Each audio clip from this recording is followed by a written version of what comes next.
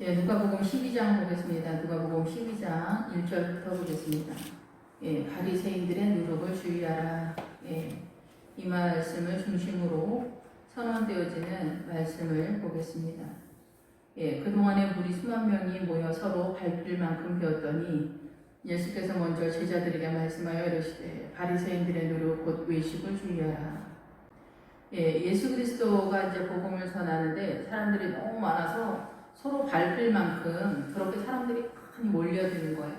이제 어느 교회 목사님이 대단하다. 이제 요즘은 조금 덜한 성향이 있지만은 옛날에는 유명한 목사님 부흥이 하면은 다 몰려다니고 저 청년대도 다 그렇게 했는데 이렇게 막 엄청난 사람들이 주의 말씀을 들으려고 수련회나 뭐나 이렇게 막 엄청 예배를 드리려고 쫓아다니는데 예, 여기도 마찬가지 많은 사람들이 예수님의 말씀을 들으려고 이렇게 찾아오는데 주님께서 먼저 이렇게 딱 말씀하십니다. 첫 번째로 중요한 것이 무엇이냐라는 것을 이야기하는 거예요.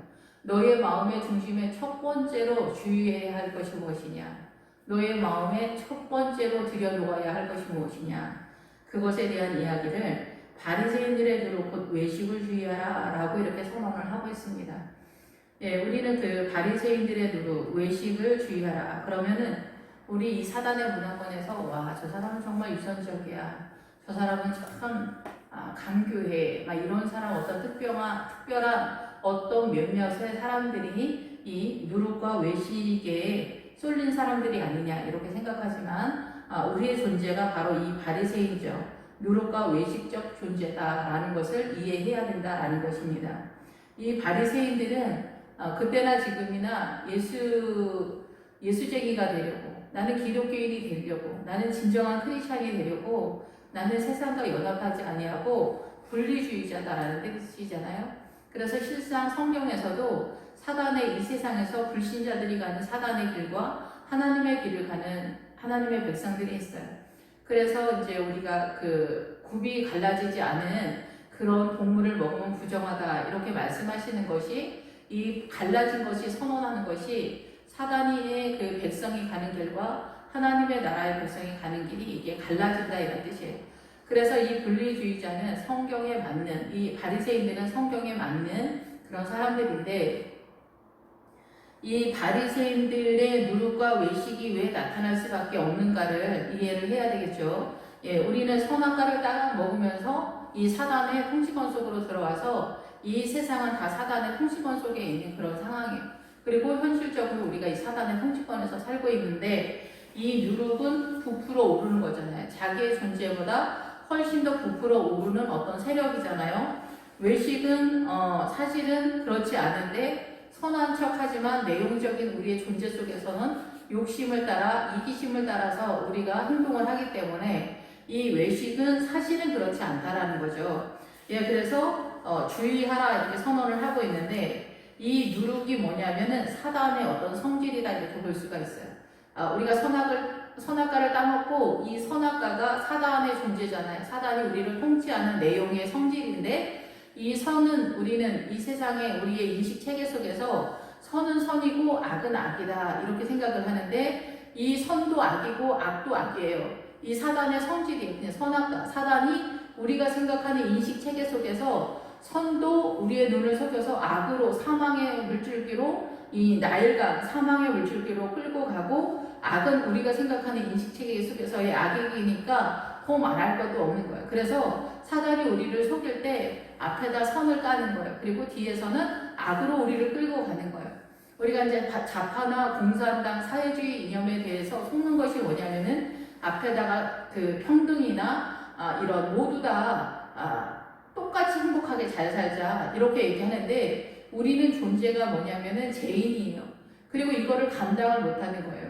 예, 그래서 이 부정부패나 이런 것들이 물론 이 사회주의 속에서 실제로 적용해보니 사람들이 죄인이어서 여기서 우리가 꿈꿨던 그것이 나타나지 않더라라는 것들을 알게 되는 거잖아요. 그런데 꼭 공산주의나 사회주의가 아니더라도 우리가 일반적으로 살아가는 우리의 삶에 있어서도 우리는 이 사회주의적 거짓 때문에 속고 있는 게 많아요. 여기서도 이 누룩과 외식의 사고에서 우리가 내가 인식하고 있는 외식이 있죠. 목회자들도 실력이 안 되니까 외식이 일반 성도보다는 더 요구되어지는 상황이고, 본인도 목회자라고 하면은 저부터라도 일단 착한 척이라도 하고 들어가야 된다라는 그런 생각을 하게 되거든요. 인사라도 공손하게 해야 된다. 뭐 누가 이제 기분 나쁜 성도님이 있거나 시험 드는 사람이 있다고 해서 저 청년 때의 그 모토는 뭐였냐면은, 예수쟁이는 절대 화내는 걸 보여주면 안 된다였어요. 화내면 안 된다가 아니라 화내는 걸 보여주면 안 된다, 이런 생각이 있었어요. 그러다 보니까 훨씬 더 위선적이죠. 그래서 사람들은 저한테 그 착하다라고 이렇게 얘기한 사람들도 걸어 있는데, 사실 내 마음은 제가 너무나 잘 알고 있기 때문에 위선적이죠. 그리고 우리가 나이가 들면 들수록 더 우리는 위선적이에요. 왜냐하면은 우리가 욕심을 따라 살기 때문에, 크리스찬이 돈을 따라가지 않는 채를 하거나 명예를 따라가지 않는 채를 하거나 내가 믿음이 있는 채를 하거나, 이런 모든 것들이 다 사실과 다른 어떠한 것들을 표현하는 거잖아요. 그런데 실상 선악과에서 사단은 일반적인 상황에서는 이 선의 모양을 우리가 이렇게 어떠한 것을 이야기를 할 때 선한 것을 이야기한다. 좌파를 따르는 사람들의 성정이 우리가 생각하는 일반적인 생각이나 프리메이슨이나 이런 사람들, 요즘은 이제 프리메이슨이 옷을 벗고 드러나는 그런 시점이 됐는데, 저 사람들은 마음에 악마가 들어있을 거야. 못된 마음으로 저럴 거야. 이렇게 생각할 수 있지만 그건 오해라는 거예요. 이 인간의 사고 속에서 그들은 오름을 따라가고 있기 때문에 그 사람들이 속고 있는 거라는 거예요. 이 인간의 사고 속에서 사단의 선과 악의 이 모양에서 선을 쫓아간다라고 생각하니까 속는 거예요. 그러면 선을 안 따라가고 뭘 따라가? 이게 굉장히 교묘한데, 예수님의 십자가를 따라가는 거예요. 예수님을 따라가는 거예요. 그래서 예수 그리스도의 영을 따라가는 거거든요. 그래서 이 밑에 어두운 데서 광명한 데서 얘기가 뭐냐면은 예수님의 세계를 선언하고 있는 거거든요. 누룩과 외식은 사단의 세력을 얘기하는 거예요. 그래서 사단은 실제로 이 사회주의가, 좌파의 그 사고가 실상은 대한민국을 유익하게 하는 것처럼 하면서 이 평등이 사실상 선언되는 것처럼, 그리고 지금 좌파에서 전 그 대한민국의 모든 재산을 몰수한 다음에 북한처럼 이렇게 평등하게 자기네가 나눠줄 수 있다고 이인영 원내대표가 말하고 추미애도 그렇게 이야기를 하는 것들을 보게 됩니다. 그럴 정도로 이들은 여기에 굉장히 심취해 있는 거예요. 그 우리가 생각하는 이 좌파들은 아직도 그 공산당 사회주의 이념이 가능하다고 생각하는 거예요. 왜냐하면 이 사람들은 매일 그런 것만 생각하니까. 물론 우리가 볼 때 이 사람들 이상한 것도 굉장히 많은데, 일단 본인들은 그렇게 생각하고 있는 거예요. 여기 바리새인들도 마찬가지예요. 어떻게 해서든지 사도 바울도 자기를 쳐서 복종시킨다 이러잖아요. 그런데 이게 약간 아다르고 어다른 그런 느낌처럼 이 바리새인들도 어떻게든 자기를 쳐서 이 복종하려고 하는데 복종이 안 되니까, 실력이 안 되니까 위선을 떨게 되는 거예요. 목회자들도 실력이 안 되니까 위선을 떨게 되는 거예요. 그래서 그 목회자가 실제적으로 가정 속에서 일반인이 등장하는 그런 상황이 나타나게 되고, 그것이 그 사람의 수준으로 드러나게 돼요.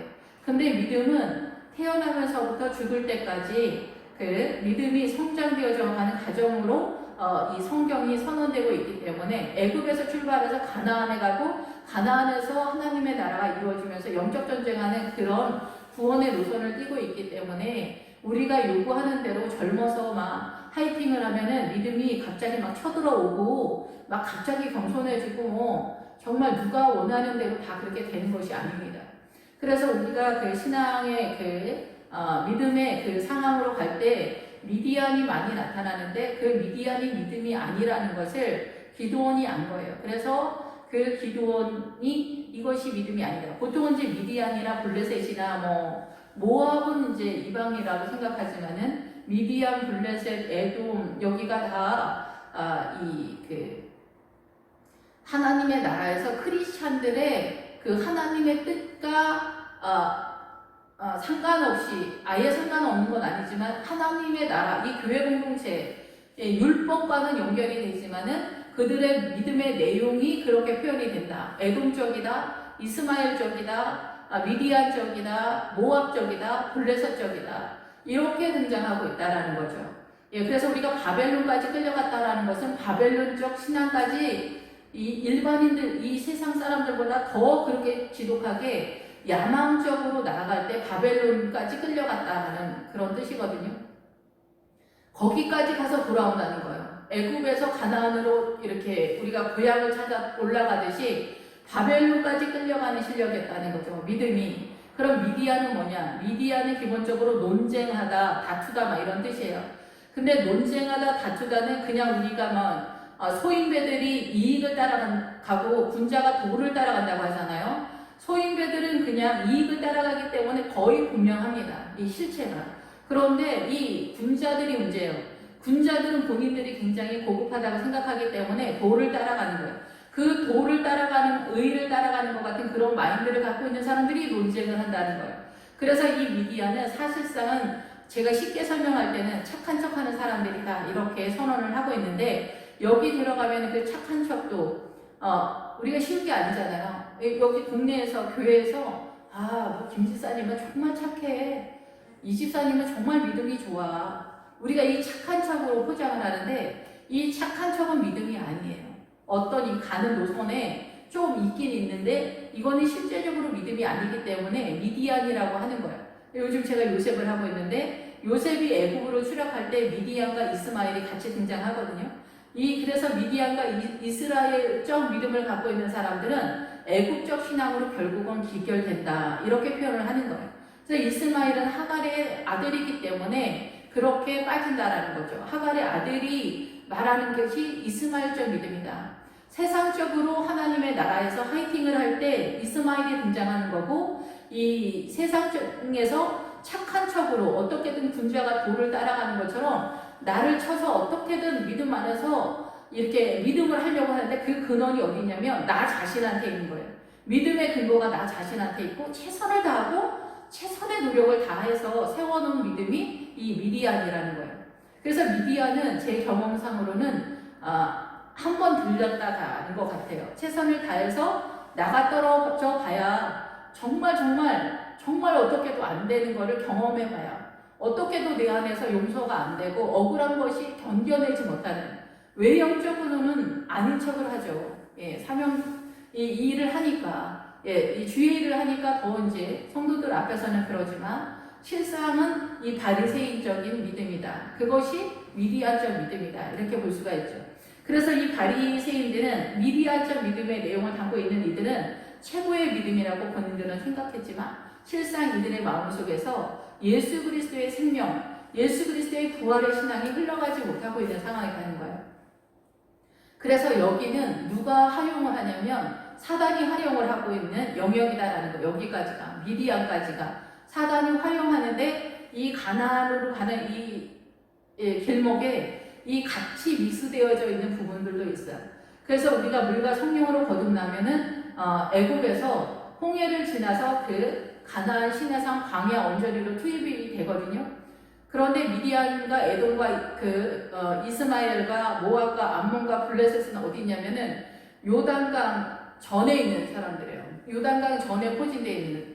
그런데 요단강을 건너면 거기가 가나안의 본격적인 자리인데 이 요단강 전에는 주님 뭐라고 말하냐면 여기는 광야다 이렇게 표현하는 거예요. 광야. 이 광야는 이 가나안과 이 애굽의 중간에서 세상을 밀어내는 영적 전쟁에서 여기 순종의 믿음을 요구하는 자리예요. 여기에는 그래서 우리가 이 애굽에서 출발했기 때문에 애굽적 사단적 정서와 하나님의 나라가 여기 막 뒤섞여 있는 그런 상태에서 우리가 미디안적, 이스마엘적, 에돔적, 블레셋, 암몬, 모압 이런 상황들이 나타나게 된다는 거예요. 그래서 우리가 예수 믿으면서도 이 세상을 굉장히 흠모를 하잖아요. 그것이 모압과 암몬적이다 이렇게 볼 수가 있고, 에돔은 누가 봐도 엄청난 크리스찬이다, 파워 있는 크리스찬이다 이런데 실상 거기도 이스마엘하고는 약간 틀리지만은 이중적이진 않지만 거기도 자기 안에서 에너지가 나오는 거예요. 거룩의 에너지를 자기가 뿜어내는 그런 세력으로 나타나는 거예요. 그래서 공산당이 설 때는 종교는 마약이라고 해서 일단 하나님을 몰아내는 거예요. 그러면서 우리끼리 화이팅을 한다. 선한 것으로 화이팅 할 수 있다라고 생각을 했는데 사람은 부패한 존재라서 사망의 냄새만 너무 진동을 하는 거예요. 그런데 사람들은 그 공산당이 태동하면서 등장하게 되었을 때 그때 전 세계의 모든 사람들은 이 사회주의가 너무나 멋있고 근사하게 보이는 거예요. 그래서 전 세계에 있는 모든 엘리트들이 군자가 도를 따라가는 그런 정서로 이 사회주의에 몰입을 하는 거예요. 완전 집결된 거예요. 완전. 그런데 한 100여 년의 세월이 지나면서 이것이 거짓이다. 실상은 가능하지 않다라는 것이 드러나는 시점이 되었다는 거예요. 이 드러나는 시점이 되었을 때 또 다른 세력이 등장하게 돼요. 사단의 세력이. 그것이 바로 프리메이슨의 평화, 적그리스도의 세력이 등장하면서 누가 봐도 그리스도구나 이렇게 생각되어지는 세력이 나타나면서 그것이 뉴월드 오더, 그래서 새로운 정책, 이것에 따른 정책들이 나타나면서 결국은 여기도 하나님은 대적하는 세력으로 등장하게 될 것입니다.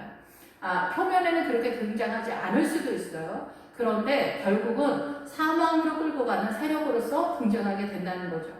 그래서 계속해서 말씀을 드리지만 사단이 이 바리새인들은 사단의 세력이 아닌 것 같이 표현이 되지만 실상 자기 안에서 하이팅을 하고 있는 세력이기 때문에 그래요.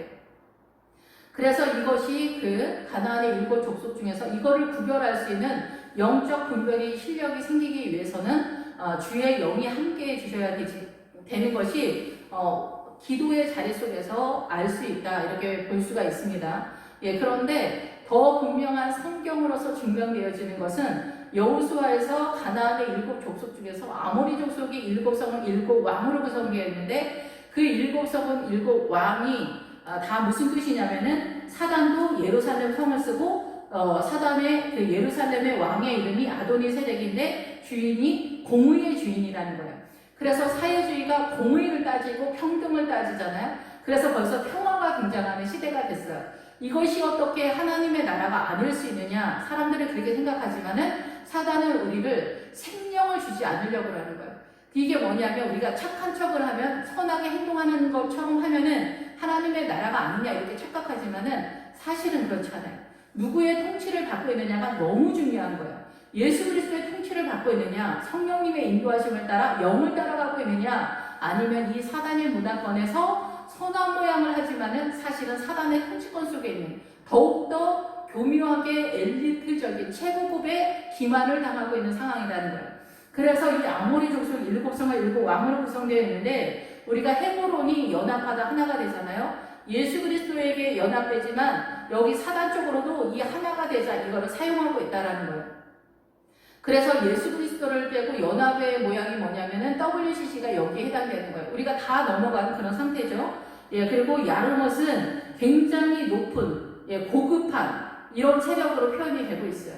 그래서 우리가 예수 믿는 사람이 서울대를 가거나 하버드를 가거나 출세를 했거나 의사 장로님이거나 이러면은 굉장히 믿음이 좋아서 주님이 저렇게 축복했구나 이렇게 생각하고 오해하는 경우가 많죠. 라기스는 빛나다 생명의 그런 세력으로 표현이 되고 있는데 여기는 기도를 뺏는다는 거예요. 그래서 한국이 기도의 나라였었는데 이 기도의 세력이 요새는 굉장히 잘 살게 되니까 기도가 사라지는 그런 상태로 있는 것 같아요. 이 에글론의 세력은 뭐냐면은 거세하다라는 뜻이에요. 그래서 여기는 생명이 흘러가지 않는 아름다운 거예요. 그래서 그 아론의 금송아지가 뭐냐면은 성도들에게서 나오는, 성도한테 밀려서 목회자가 하나님의 나라를 선포하지 않고 성도들의 아름다운 것으로 세운 것이 아론의 금송아지예요.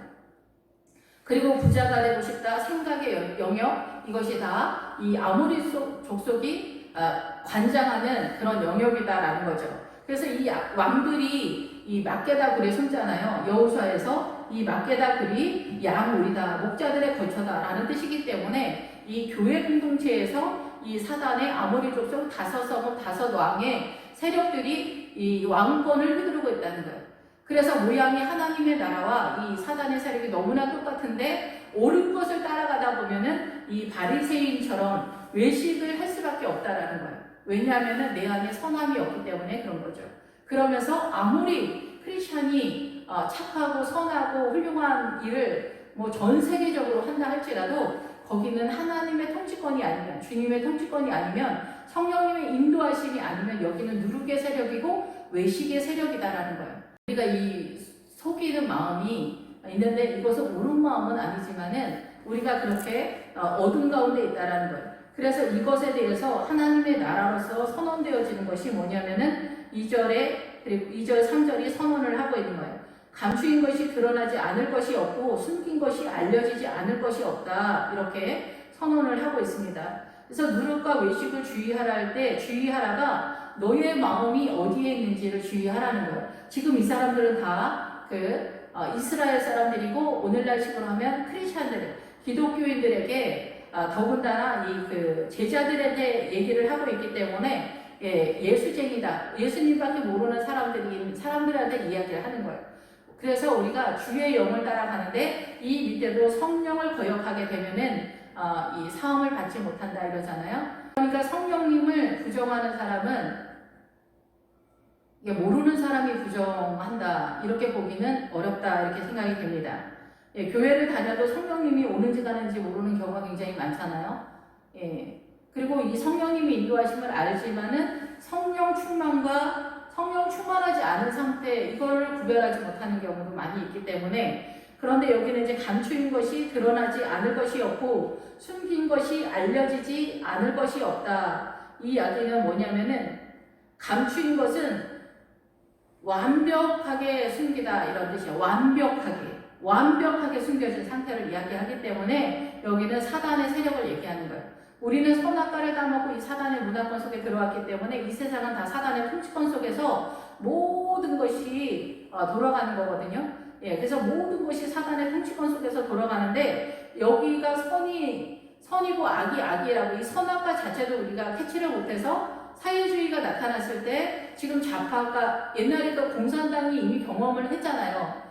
그런데 지금도 그 세상의 모든 나라가 이 공산주의의 끝자락에 와 있는데 이 아직도 복음을 알지 못하는 사람들은 이 공산당 좌파, 이 사회주의 이념이 사단의 세력이라는 것을 아직도 깨닫지 못하는 사람들이 엄청 많은 거예요. 그리고 크리스찬들, 목회자들 속에서도 이 사람들이 엄청 많은 거예요. 왜 그럴까요? 성령의 이끌림을 당하고 있지 못하기 때문에 그런 상태다라는 거예요. 본격적으로. 사단의 영인데 그것을 구분하지 못하고 있는 상태예요. 감추인 거지. 그럴 정도로 완벽하게 숨긴다는 거예요. 사단의 세력이. 사단이 우리를 완벽하게 속인다는 거예요. 완벽하게 속이니까 이 난리 속에서도 사람들이 절대 문재인 대통령이 옳은 것에 있어서 생명 걸고 문재인 대통령을 지지하는 사람들이 이 크리스찬들 속에서도 굉장히 많고 저희는 이제 하여튼 굉장히 많은 거예요. 감추인 것이 그래서 완벽하게 속이는 그 세력이라는 거예요. 사단이 완벽하게 우리를 속인 그것이 드러나지 않을 수가 없다는 거예요. 완벽하게 사단이 선악과의 통치 속에서 이 세상은 사단의 통치로 하고 있는데 선이 선이고 악이 악인 줄 알았던 이 세상의 모든 것이 완벽하게 숨기고 있는데 폭로가 된다는 거예요. 폭로가 돼. 여기에서 드러나지 않을 것이 없다. 이렇게 말씀으로 폭로가 된다는 거예요. 우리가 말씀이 계시라고 하잖아요.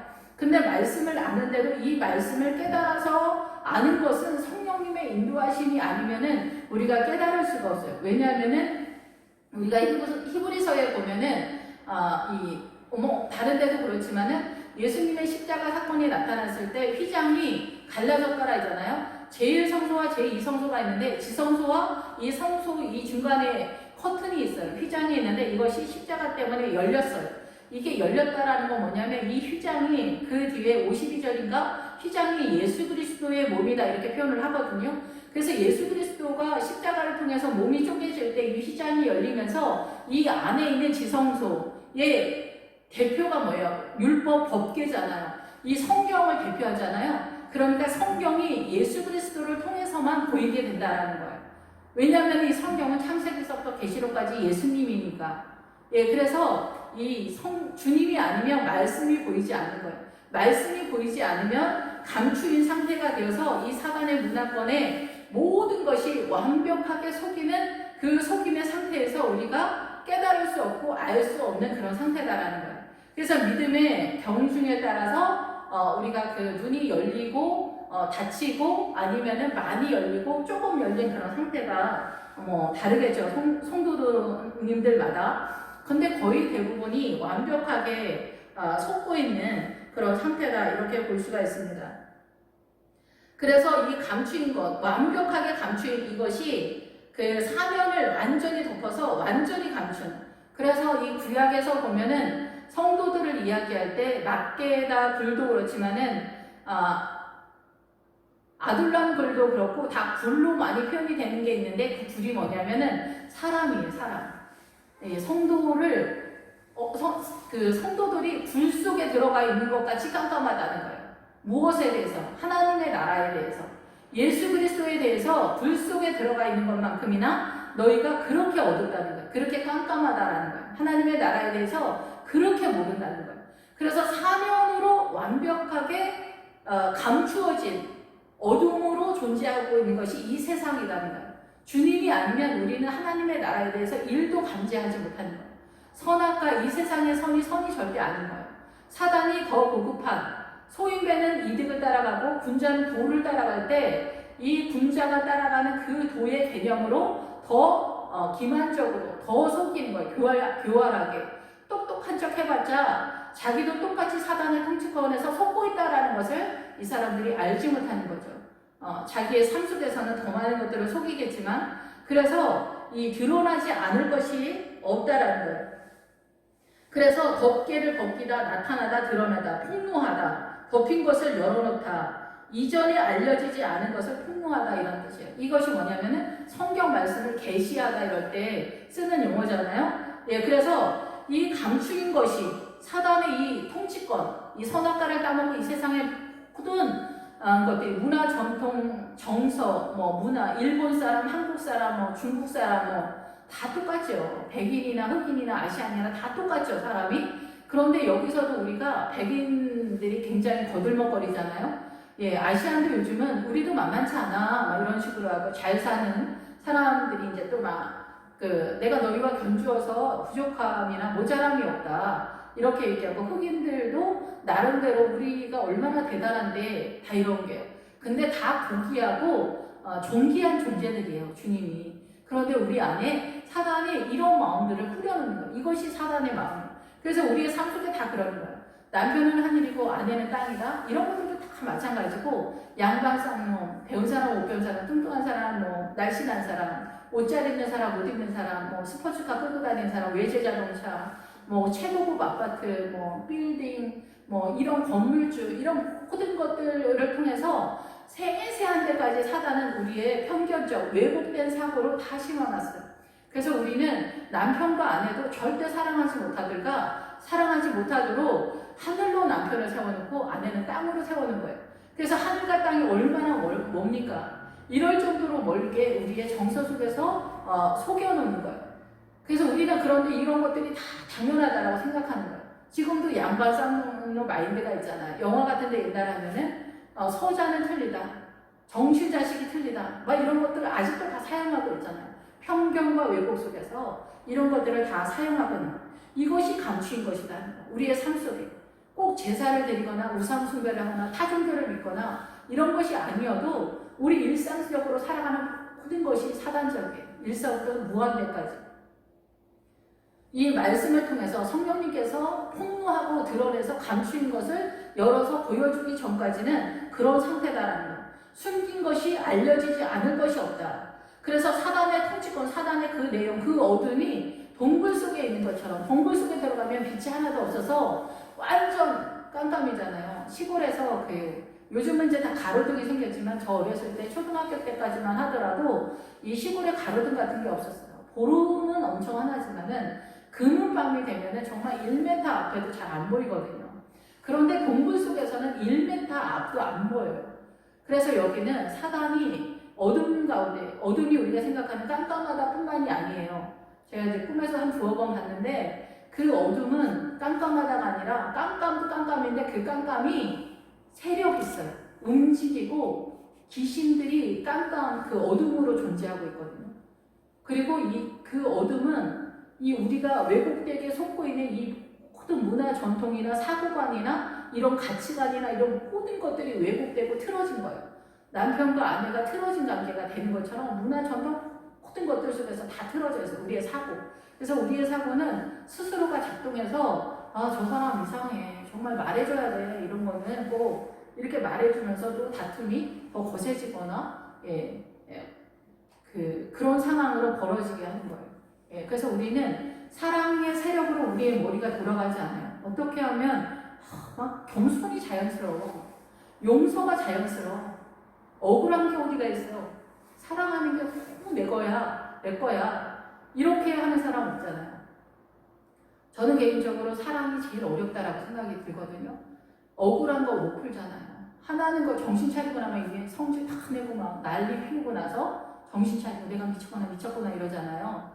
화내는 거, 거짓말하는 거, 속이는 거, 욕심내는 거, 탐심내는 거, 세상을 향해 하이팅하는 거, 진짜 세상에 대해서 정말 미치도록 좋아하는 거, 이런 모든 것들이 다 사단적인데 우리는 아닌 척을 하는 거예요.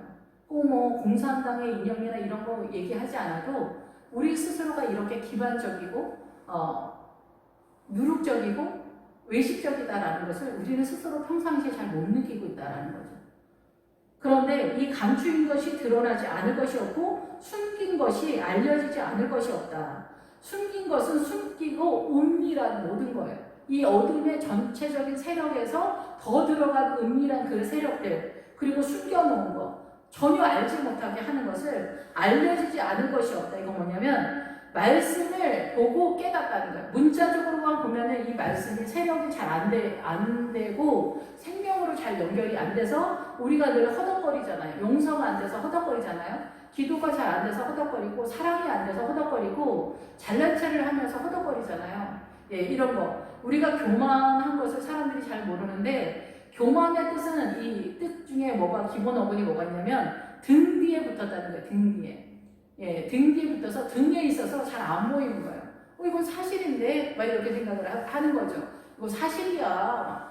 내가 잘난 게 사실이지. 우리 아빠 의사 선생님이야. 우리 엄마는 뭐야. 뭐 아니 변호사야. 뭐 아니면 우리 집 우리 무슨 아파트에 살아. 막 이러잖아요. 옛날에 되게 좋은 아파트랑 주공 아파트가 같이 있는데 여기를 막아놨다고 막 뉴스에 나오고 막 이러잖아요. 이게 뭐예요? 이게 바로 양반상무 마인드인 거죠.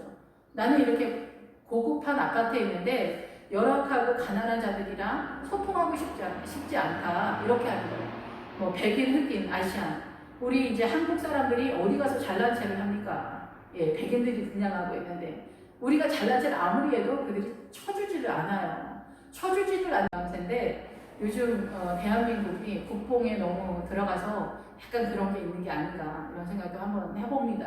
이런 것들이 다 왜곡된 사고관 속에서 나오는 건데 이 알려지지 않은 것이 없다는 것은 알다 이해하다요. 말씀을 깨닫게 됐다는 거예요. 그래서 이 사단의 어둠을 깨닫게 됐다는 거예요. 그래서 사도 바울도 1만 마디 방언의 기도보다 깨달은 한마디로 가르치는 것이 더 유익하다는 거예요. 말씀을 깨달은 것이 바로 빛의 세력이기 때문에 그래요. 빛이 비치는 상황이라는 거예요. 이 빛이 비치는 상황이 제일 중요한 거예요. 그래서 어둠이 물러가고 그 부분은 내가 예수 그리스도의 세력으로 아는 거예요. 이것이 확장되어져 가는 것이 하나님의 나라가 되는데 이 하나님의 나라의 자리는 사람의 심령 가운데 있는 거예요. 그래서 그 하나님의 나라가 침노하여 들어간다는 때 이 하나님의 나라의 창세기서부터 계시록까지의 깨달음에 이 많은 것들이 우리의 영혼 속으로 마구 억지로 강제로 쳐들어간다라는 그런 뜻이에요. 그래서 이 그 제사장의 옹빈과 둔빈의 그 뜻이 뭐냐면 빛의 지약이라는 뜻이에요. 그래서 제사장 앞에 이 흉배에 있는 것, 우리의 이 가슴에 있는 이 부분에 그 빛의 자리가 있는 지역이에요. 여기가. 그래서 알려지지 않을 것이 없다. 성경을 통해서 이 모든 것, 바리새인의 누룩과 외식이 어둠이라는 사실이 드러나게 되면서 예수 그리스도의 빛의 조명으로 들어간다라는 거예요. 알려지겠다, 이해하다, 깨닫다, 알게 되다 이런 상황이 깨닫는 상황이고 깨닫게 되면 하나님의 나라가 세워지는 그런 원리로 연결이 된다는 거죠. 이러므로 너희가 어두운 데서 말한 모든 것이 어두운 데서는 뭐냐면 어둠 안에서 어둠 안에서 말한 모든 것이 광명한 데서 들린다. 어둠 안에서 말한 이 세상의 사단의 문화권에서 모든 요즘 선교사들이 그 나라의 문화니까 그걸 인정해줘야 된다. 굉장히 열린 마음으로 그렇게 말씀하시는데 그런 것들은 다 사단의 문화인데 그거를 인정해주면은 복음은 어디에 자리를 잡습니까? 이런 것들이 다 섞는 거라는 거죠. 이 사단의 문화권의 원리 속에서 이해를 하고 있기 때문에 아니다라는 거예요. 그냥 막 무식하게 막 치고 들어가라는 얘기가 아니라 그것이 아닌 거는 알고 이 생명의 빛으로 어떻게 하나님께서 이 일을 이끌어 가시는가 따라가는 구도로 이 선교를 해야 된다라는 거죠. 그래서 이러므로 너희가 어두운 데서가 어둠 안에서 말한 모든 것이 이 사단의 문화권, 이 세상의 모든 것이 사단의 어둠으로 되어 있는데 광명한 데서 들리고 이 광명한 데서는 빛 안에서요. 예수 그리스도의 빛 안에서 진리의 빛으로 예수 그리스도 내가 세상의 빛이다 이렇게 말씀하시잖아요. 생명의 빛, 각인의 신령 속에 들어가는 예수 그리스도의 요한복음 1장의 생명의 빛으로 들린다는 거예요. 이 들리는 거는 뭐냐면은 이 생명의 빛이 이 사단의 문화권 이 어둠에서 거의 대부분 이제 기도의 자리에 있는 분들이 이 빛이 비치는 영역 안에 있다라고 볼 수가 있어요. 이 기도로 들어가면 하나님과 우리 사이에 연결이 딱 돼요. 이렇게 전기 코드 꼽는 것 같이 저의 경험에선 그런데 그래서 이 빛 가운데 들어가는 거예요. 빛 안에서 들린다. 이 들리는 건 뭐냐면 요한복음 10장에 나오는 말씀이잖아요. 예, 요한복음 10장에 가면은 우리가 잘 알고 있는 선한 목자 대신 예수 그리스도가 등장하게 되면서 양을 우리에서 이제 꺼내는 그런 말씀을 하고 있는데 그 주님께서 양을 문을 열고 양은 그의 음성을 듣나니 그가 자기 양의 이름을 각각 불러 인도하여 내느니라. 자기 양을 다 내놓은 후에 앞서가면 양들이 그의 음성을 아는 거로 따라오되 타인의 음성은 알지 못하는 거로 타인을 따르지 아니하고 도리어 도망하느니라. 예, 그래서 우리가 요즘 이제 신천지가 유행하는데 신천지를 따라가는 것은 그가 어둠이기 때문에 쫓아간다라는 거죠. 예, 그리고 우리가 좌파의 세력도 마찬가지예요. 이게 어둠이기 때문에 그쪽에 심취하게 된다는 거예요. 본인은 근데 빛이라고 생각을 하는 거죠. 본인은 오름이라고 생각하는 거예요. 근데 사단도 아무리 족속의 일곱 왕에 다 우리의 이 사단의 정서 속에서 오름에 대한 강력한 파워를 자랑하는 것을 쓰고 있다는 거예요. 예수님도 새 예루살렘성 구약에서 예루살렘을 사랑하는 자는 복이 있다 이렇게 선언하잖아요. 이 예루살렘은 믿음의 세계를 선언하는데 새 예루살렘성이 계시록 마지막까지 등장하는데 사단도 예루살렘 성을 쓴다라는 이 놀라운 사실입니다. 똑같이 양쪽의 세력에서 이 예루살렘을 쓰는데 어떻게 구별을 하냐는 거죠. 주의 영이 아니면 안 되는 거예요. 그래서 주님이 내가 간 다음에 성부를 보내는데 성령님을 보낸다는 거예요. 그래서 여기서 이 음성을 듣는다는 거예요. 선한 목자 되신 예수님의 음성을 듣는다는 거예요. 성령님이 인도하시는 그 음성을 듣는다는 거예요. 이 음성 언제 들어요? 이변이 없는 한 기도하는 자리를 늘 지켜낼 때 그 기도의 세력 속에서 꿈에서도 듣게 되고 멸정한 정신으로도 듣게 되지만은 이 기도할 때 깨닫게 되거나 성경을 볼 때 깨닫게 되거나 어떤 일 처리를 할 때 하나님의 인도하심 속에서 해결되는 거라든가 이러한 것들을 보게 되는 거예요. 예, 그래서 여기서 주의 음성을 듣는다는 것은 양은 주의 음성을 듣는다는 거예요. 양은. 예. 그래서 이 음성을 듣는 것은 성경으로도 음성이죠. 말씀을 깨닫는 것도 음성이지만은 우리가 기도할 때 직접적으로 주님께서 그렇게 하실 때도 있고 또 제가 살면서 사고를 칠 것 같을 때 주님이 두어 번 소리 지른 적도 있어요. 너 그렇게 하면 안 된다. 이게 말을 한 번은 말을 헛소리 두 번 다 말을 내가 혀 짧은 사람이 아니니까 오늘 박살을 내보자 뭐 이런 식으로 생각을 했을 때 주님이 소리를 치셨어요. 그렇게 못하도록. 그리고 또 한 번은 내가 만약에 미혼모라면 내가 그 아이를 출생시키지 않고 나도 아마 유산을 하게 될 것 같아 이렇게 얘기했을 때 주님이 확 뭐라고 하시는 그래가지고 그때 깜짝 놀래가지고 아니에요 주님 저도 미혼모라도 제가 아이를 낳겠습니다 이렇게 말했어요. 바로 수정했어요. 예. 그런 경험이 있는데 유산시키면 살인의 사건이라고 하시는 거죠.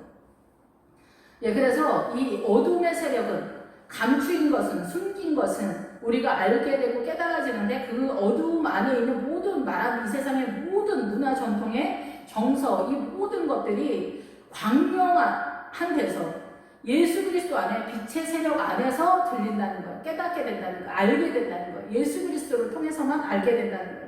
너희가 골방에서 기회되고 말한 것이, 너희가 골방에서 기회되고 말한 것은 아가서에 나오는데, 이 아가서에 솔로몬이 자기를 방으로 인도했다 이렇게 나오거든요. 그 방이 뭐냐면 내실이다, 아주 깊숙한 곳이다 이런 뜻이에요. 그래서 주님과 우리의 교제가 이 주님과 나와의 그 공간을 말하는 영적인 어떤 내실과 같은 공간, 그래서 방으로 표현하는 거예요. 그래서 솔로몬과 이 술람미 여자가 교제가 시작된 거예요. 그래서 친구라 이렇게 표현하잖아요.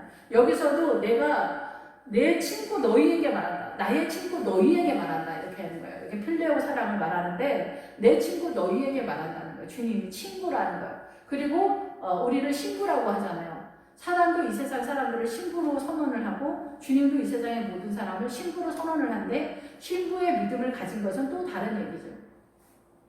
예, 그래서 이 빛의 세력, 빛 안에 들어갔을 때 이 선한 목자 대신 양들에게 주님의 음성이 들리는 것처럼 성경이 깨달아지고 큐티를 할 때나 기도할 때나 그리고 예배를 드릴 때나 언제든지 주님께서 우리에게 말씀하시는 것을 깨닫거나 알거나 성령님의 감동을 받거나 그런 상태가 이 골방에서, 그러니까 이거 기도의 자리라고 볼 수가 있겠죠. 기도의 자리. 이 기도의 자리는 하나님의 나라에서 하나님의 나라의 에너지를 끌고 오는 세력의 자리이기 때문에 골방에서 기회되고 말한 것이, 그런 것이 지붕 위에 전파되리라. 그래서 이 우리의 기도의 자리에서 듣게 되어지는 이 모든 말하는 것들이 지붕 위에서 전파되리라. 예, 그래서 이 지붕 위에서는 뭐냐면은 이 지붕은 우리가 그냥 일반적인 지붕을 말하는 게 아니라 구약에서도 이런 단어가 기람 여아림이나 뭐 이렇게 나오면은 그리고 이제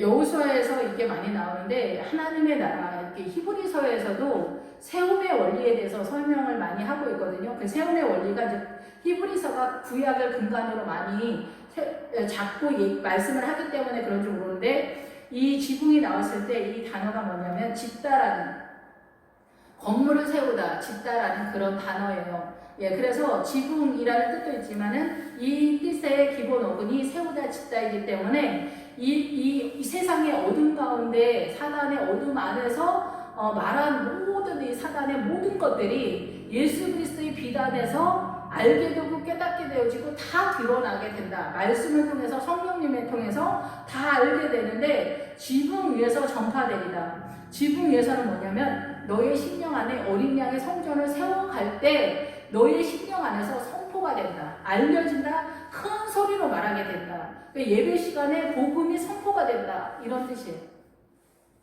예, 그래서 이 누룩과 외식을 잡을 수 있는 세력은 뭐냐? 결국은 예수 그리스도의 빛의 세력이라는 거예요.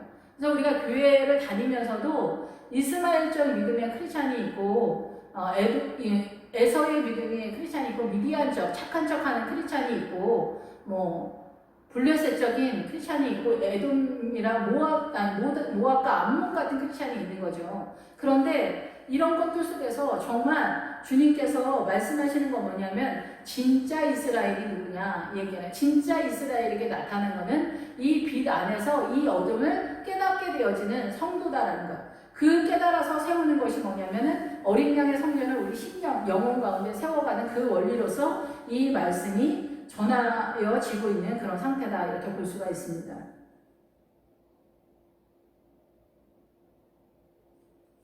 그래서 전파된다. 우리 심령 가운데 하나님의 말씀이 전파돼서 우리가 영접하게 되잖아요. 주님도 영접하지만 이 주님이 어떤 분인가? 주님은 눈이 어떻게 생겼지? 우리 주님은 머리카락이 어떻지? 우리 주님은 뭘 좋아하시지? 주님은 뭘 말하고 싶으신 거지? 그때마다 창세기서부터 계시록을 통해서 말씀하시고 또 우리의 삶의 적용에 있어서 성령님께서 인도하시기 때문에 우리 가정의 주인 되시고 왕이 되시고 나는 그리스도의 신부가 되는 그런 구조 속에서 어린 양의 성전을 우리 심령 가운데 영혼 가운데 세우는 그 원리 속에서 이 어둠이 주님이 다 드러내고 감춘 것이 없고 숨긴 것이 없고 다 드러나는 완벽하게 이 사단의 통치권에서 속히고 있는 그 모든 것을 우리가 깨달을 수 있도록 빛의 주인으로서 나는 세상의 빛이다 말씀하신 예수 그리스도의 빛이 우리 안에 조명해 주셔서 우리의 영혼을 조명해 주셔서 이 사단의 통치권이 우리를 속이지 못하도록 완벽하게 속이고 있는 이 사단의 선의 세력이 우리를 더 교활하게 속이는 그 세력을 깨달을 수 있도록 주님께서 이 빛으로 조명해 주신다. 그래서 지붕 위에서 전파되리라. 바로 우리의 심령 안에 어린 양의 성전을 세워가면서 이 모든 것을 하나하나 태어나면서부터 육체의 죽음이 있는 그 순간까지 세워간다는 것, 이 믿음을 세워가기 때문에 한순간에 믿음이 뭐 폭발적으로 쳐들어와서 하루아침에 겸손해지고 막 이런 거 아니에요. 그러니까 주님을 알면서도 우리가 이 외식과 위선이 따라오지만 어느 순간 이 모든 것은 어둠이기 때문에 몰아낼 수밖에 없는 거예요. 그리고 내 안에 빛이 있기 때문에 이 어둠이 등장할 때마다 계속해서 근심과 염려가 하는데 주님으로 인한 근심이 되는 거죠. 그래서 이것을 몰아내는 작업을 남은 세월 동안 하는 거예요. 그 노선을 물과 성령으로 거듭나면은 신의 산 광야 언저리로 투입이 돼요. 신의 산은 말씀을 받은 자리잖아요. 그래서 이 말씀으로 영적 전쟁을 한다는 거예요. 이 광야에서 아말렉을 쫓아내는 것이 바로 세상을 내몰고 하나님의 통치권을 갖는 건데 여기서 이 광야에서 세상을 버리는 작업을 하는 순종을 배울 때 이 세상을 버리는 작업은 이 우리의 사고관도 마찬가지로 여기 등장하는 거예요. 난 세상의 돈을 따라가지 않아. 이것만 말하는 게 아니라 그 사람의 고집, 소신, 이 세상의 오름을 따라가는 거. 자기의 오름 때문에 목사님이랑 전쟁이 났다. 어느 교회나 어느 성도나 이렇게 됐을 때 성도는 100% 성도가 잘못하고 있는 거예요. 성도가 난 죽었다 깨도 1000,000번을 죽었다 깨어나도 내가 오라. 목사님이 사고 쳤는데 그래도 성도가 잘못한 거예요. 그건 복음의 비밀을 모르기 때문에 그런 거예요. 여기서도 사단의 원리로서 선과 악을 대입하기 때문에 그런 거예요. 성도의 오름은 금송아지의 세력으로 빠지는 거. 어떤 내용을 담아도 금송아지, 아론의 금송아지로 빠지는 거예요. 목회자는 어떤 잘못을 해도 괜찮냐? 그게 아니에요. 목회자 소속은 하나님의 소속이기 때문에 이 목회자를 공격한다는 건 곧 하나님을 공격하는 거예요. 미국 사람을 우리가 함부로 건드리지 못하는 거는 미국이 대국이기 때문이기도 있잖아요. 쟤네 아버지 경찰청장이야. 그러면 초딩 애들이 뭐 이제 막 그렇게 못하는 것도 있잖아요. 간단하게 말하면 그런 것처럼 이 하나님의 종을 대적하는 건 그런 거예요. 그 주인이 본인의 종을 다스리겠죠. 목회자가 살인을 했거나 교회를 통째로 돈을 훔쳐갔거나 바람이 났거나 주님이 하실 거라는 거죠. 예. 물론 이 그 노예에서 치리 상태에서 목사님의 사직을 권고하거나 사직을 선포한다는 건 정상적인 그 상황인데 정상적으로 목사님들의 노예에서 선언되어지지 않고 이 성도들이 공격하는 차원에서 어떤 이유를 불문하고 이거는 아론의 금송아지가 되면서 성도가 100% 잘못했어요. 100% 잘못된 유죄 판결을 받게 된다는 거예요.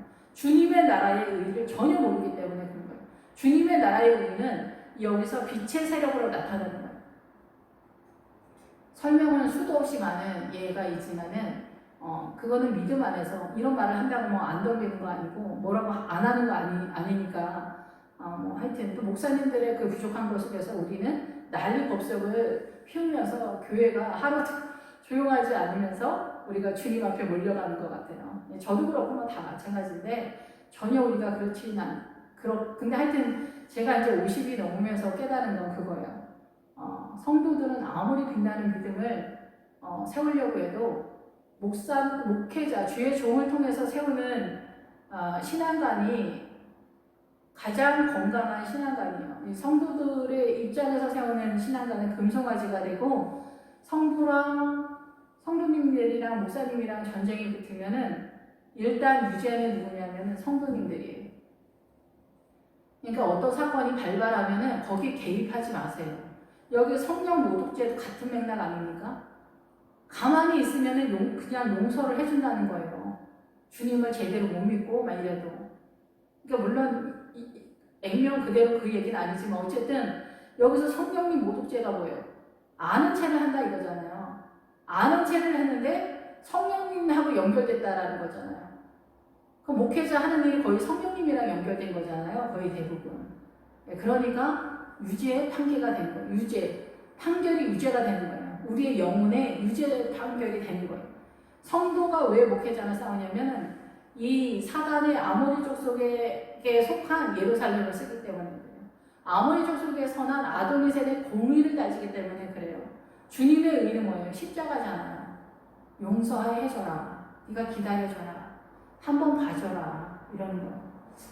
옛날에 저희 신학교 교수님 그런 말씀하신 적이 있는데 오늘 옆으로 조금 빠지는 것 같기도 하지만 그 같은 목회자 중에서 목사님이 바람이 난 거예요. 그러니까 뭐 다른 목사님들도 난린 거예요. 그 교회 성도들도 막 난리지만은 옆에 있는 목사님들도 난리가 나면서 저런 게 어떻게 목사냐 이러면서 잘라야 된다고 하면서 막 난리가 나는데 이 목사님들 중에서 너무 의의가 충만해가지고 판단하고 정지하는 거에 더 특심의 마음을 갖고 있는 분들이 있잖아요.